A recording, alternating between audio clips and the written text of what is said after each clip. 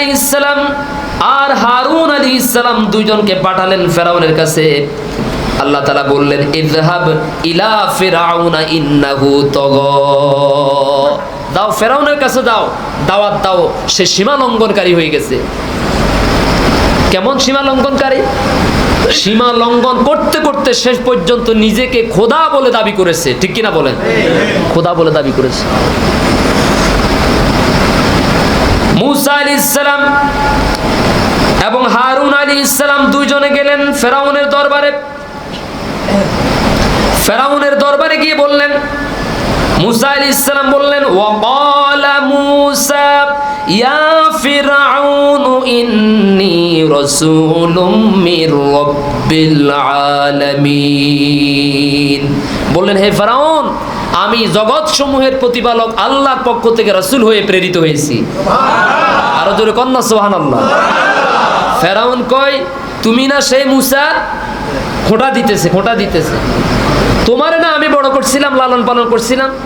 ও, তুমি এখন আমার খোদাগিরি কেড়ে নেওয়ার জন্য এসেছো? হ্যাঁ, তোমাকে আমি দুধ কলা দিয়ে পুষেছিলাম, আর তুমি আজকে এসে আমার খোদাগিরি কেড়ে নেওয়ার জন্য এসেছো। তুমি নিজেকে রাসূল বলে, নবী বলে দাওয়াত দিচ্ছ। এই বলে সে তিরস্কার করল। হাকিকুন আলা আল্লা আকুলা আলাল্লাহি ইল্লাল হক ক্বাদ জিতুকুম বিবাইনাতিম মির রাব্বিকুম ফাআরসিল মাইয়া বানি ইসরাঈল। এটা স্থির নিশ্চিত যে আমি আল্লাহ সম্বন্ধে সত্য ছাড়া কোনো মিথ্যা কথা।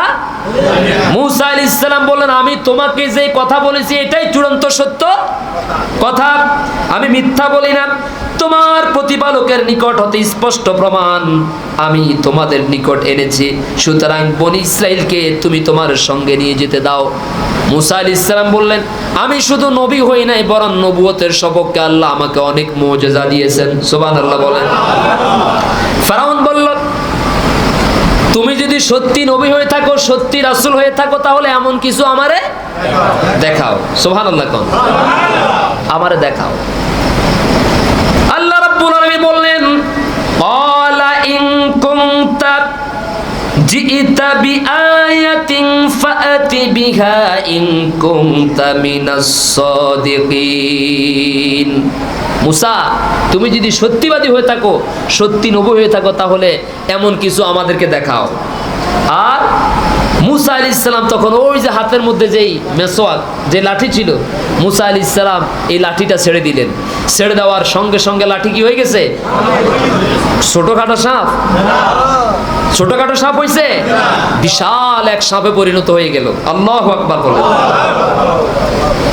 অতঃপর আবার মূসা আলাইহিস সালাম সেই সাপের লাঠি, সেই সাপের লেজ ধরলেন। ধরার সঙ্গে সঙ্গে সাপ আবার কি হয়ে গেছে?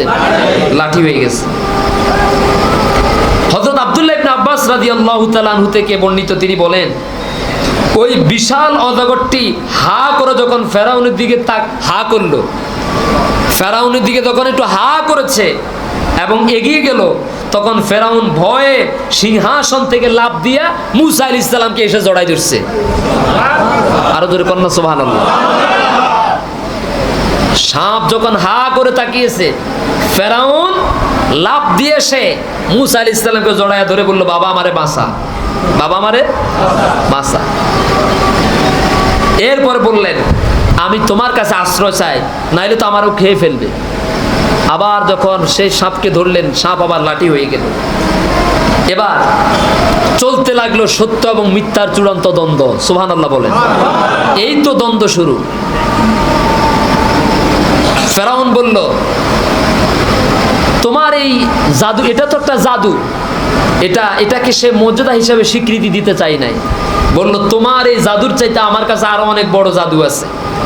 ফেরাউন তার মিশরের সমস্ত জাদুঘরদেরকে ডাকলো, যার কাছে যত জাদু আছে সবগুলো প্রকাশ করার জন্য বিশাল ময়দানে লক্ষ লক্ষ মানুষ জড়ো হয়ে ঘটনাটা দেখতেছে। ওদের সাপ, ওদের সিংহ, ওদের যত জাদু আছে সব তারা প্রদর্শন করলো।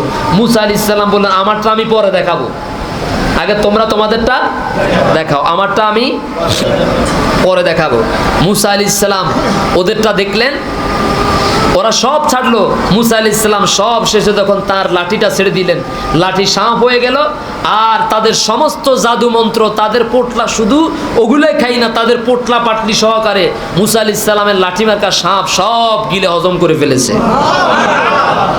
কোরআন বলছে তখন জাদুকরেরা তখন আশ্চর্য হয়ে গেল যে আমরা যেটা দেখাইলাম এটা তো জাদু, এটা আমরাও, কিন্তু মুসা আলাইহিস সালাম যেটা দেখাচ্ছেন এটা তো জাদু হতে, এটা কোনো মন্ত্র হতে।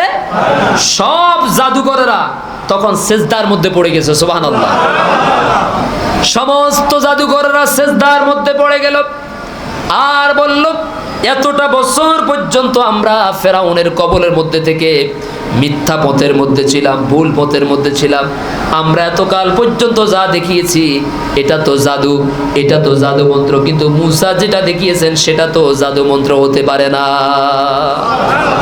সবাই সিজদায় পড়ে গিয়ে বলল, ও মুসা, আমরা সবাই ঈমানদার হয়ে গেলাম, সবাই মুসলমান হয়ে গেলাম, তুমি আমাদেরকে পড়াইয়া দাও লা ইলাহা ইল্লাল্লাহু মুসা কালিমুল্লাহ। সবাই মুসা আলাইহিস সালামের উপর ঈমান আনলো। এবার ফেরাউনের মাথা কি ভালো হয়েছে নাকি আরো খারাপ হয়ে গেছে? ফেরাউন বলল, জাদুকরদেরকে বলল, তোমরা সবাই এটা কি কাজ করলে? এখনো সময় আছে, তোমরা যদি ঈমান না ছাড়ো, মুসার আল্লাহর উপর থেকে ঈমান যদি প্রত্যাহার না করো, তাহলে তোমাদেরকে উল্টা দিক থেকে হাত পা বেঁধে হত্যা করা হবে। সমস্ত জাদুকররা বলল, আমরা যে আল্লাহর উপর একবার ঈমান এনেছি, মুসা আলাইহিস সালামের উপর ঈমান এনেছি, আর আমরা এতকাল পর্যন্ত যে ভুল পথের মধ্যে ছিলাম সেই ভুল পথকে পরিহার করে আমরা ইসলামের পথে এসেছি। ওই দিন থেকে ইসলাম থেকে আমরা সামান্য সময়ের জন্য পিছপা হড়ব না।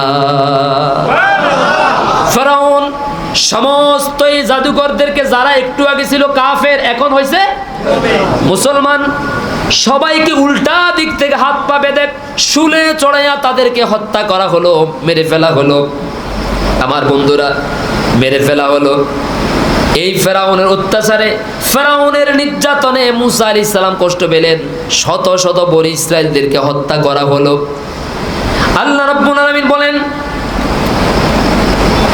ফাআতবাআহুম ফিরআউনু বিজুনুদিহি ফাগশিয়াহুম মিনাল ইয়াম্মি মা গশিয়াহুম ওয়া আদাল্লা ফিরআউনু কওমাহু ওয়া মা হাদা।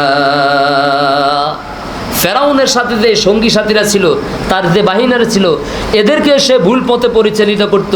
ফেরাউন নিজেও ভুল পথে পরিচালিত ছিল, আর এই ফেরাউন নিজে এবং তার সৈন্যদেরকে নিয়েই সমুদ্রের মধ্যে ডুবে মরেছিল। কিন্তু সে তার সৈন্যদেরকে রাস্তা দেখাইতে, হেদায়েতের পথ কি দেখাইতে পেরেছে? পারে নাই।